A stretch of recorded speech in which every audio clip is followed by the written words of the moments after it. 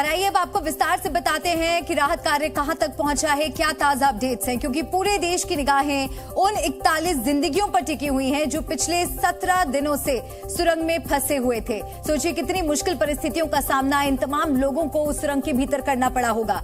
कभी मशीनें जवाब दे रही थी तो कभी बिगड़ते मौसम ने पहाड़ से चुनौतियां रेस्क्यू टीम के सामने पेश की, लेकिन रेस्क्यू टीम ने बाजीगर की तरह इन सभी की जान बचाने के लिए जी जान एक कर दी।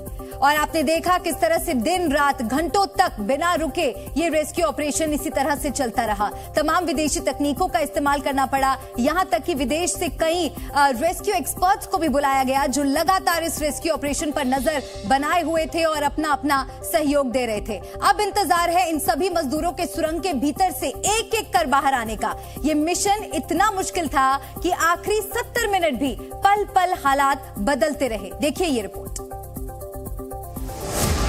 कई ड्रिलिंग मशीनें टूटी, लेकिन हौसला जिंदा रहा। आखिरकार रैट माइनर्स ने मोर्चा संभाला। बिना रुके ठिठुरन पैदा कर देने वाली रात में रेस्क्यू टीम 41 जिंदगियों को बचाने में लगी रही। मिशन इतना मुश्किल कि अधिकारियों के लिए कुछ भी सही बताना आसान नहीं था। हालांकि उत्तराखंड के मुख्यमंत्री पुष्कर सिंह धामी का एक संदेश पूरे देश में तेजी से फैला। उन्होंने ट्वीट कर कहा, बाबा बौखनाथ जी की असीम कृपा, करोड़ों देशवासियों की प्रार्थना और रेस्क्यू ऑपरेशन में लगे सभी बचाव दलों के अथक परिश्रम के फलस्वरूप श्रमिकों को बाहर निकालने के लिए टनल में पाइप डालने का काम पूरा हो चुका है। अंतर्राष्ट्रीय टनल संगठन के अध्यक्ष अर्नोल्ड डिक्स भी अब तक आश्वस्त हो चुके थे कि मिशन जल्द पूरा होगा।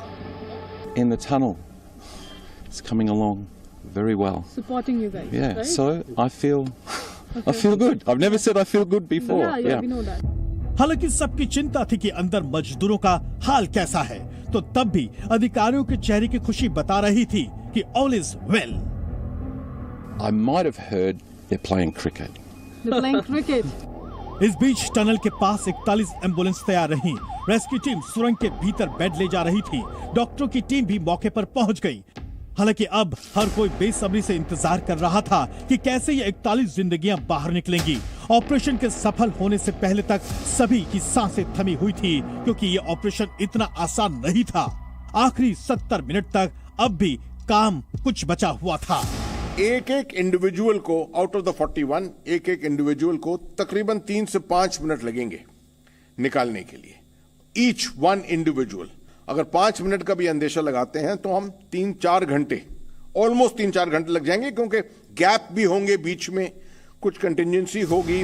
क्योंकि अब तक 55.3 मीटर पाइप को सुरंग के भीतर धकेला जा चुका था। अंदाजा लगाना मुश्किल था कि मजदूरों तक पहुंचने के लिए 2 मीटर दूरी बची है या फिर 5 मीटर। रणनीति लगातार बुनी जा रही थी। पाइप जोड़ने का काम भी जारी रहा। जब भी ये प्रोसेस पूरा होगा उसके बाद हमारे पास एक्सपर्ट्स की टीम है, जो एनडीआरएफ और एसडीआरएफ, जो हमारे स्टेट की टीम है एसडीआरएफ की और नेशनल की एनडीआरएफ की टीम है, they are doing a joint operation under the leadership of NDRF के उसमें कर रहे हैं। अधिकारियों के पास खुश होने की वजह थी, लेकिन ये बताना बिल्कुल आसान नहीं था कि कितना वक्त और लगेगा। फंसे हुए 41 जिंदगियों के परिवार वाले अब तक टनल के बाहर उन्हें मिलने के लिए भी पहुंच चुके थे।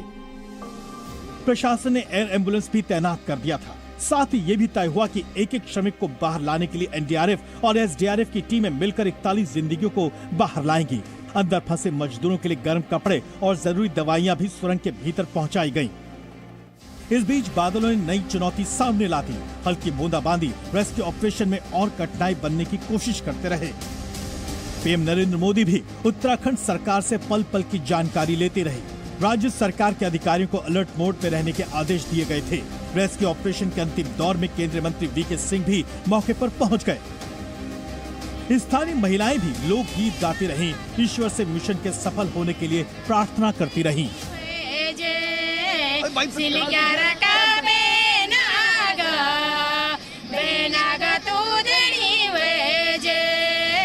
आपको बता दें कि रेस्क्यू ऑपरेशन में सेना के अलावा कई रेस्क्यू टीमों ने हिस्सा लिया था, जबकि 98 रेस्क्यू मेंबर्स 24 घंटे राहत और बचाव के काम में जुटे रहे। उत्तरकाशी से अंजलि सिंह के साथ ब्यूरो रिपोर्ट, जी मीडिया। और इस राहत कार्य से जुड़ी हर बड़ी खबर सबसे पहले जी न्यूज ने आप तक पहुंचाई। अंजलि मेरी सहयोगी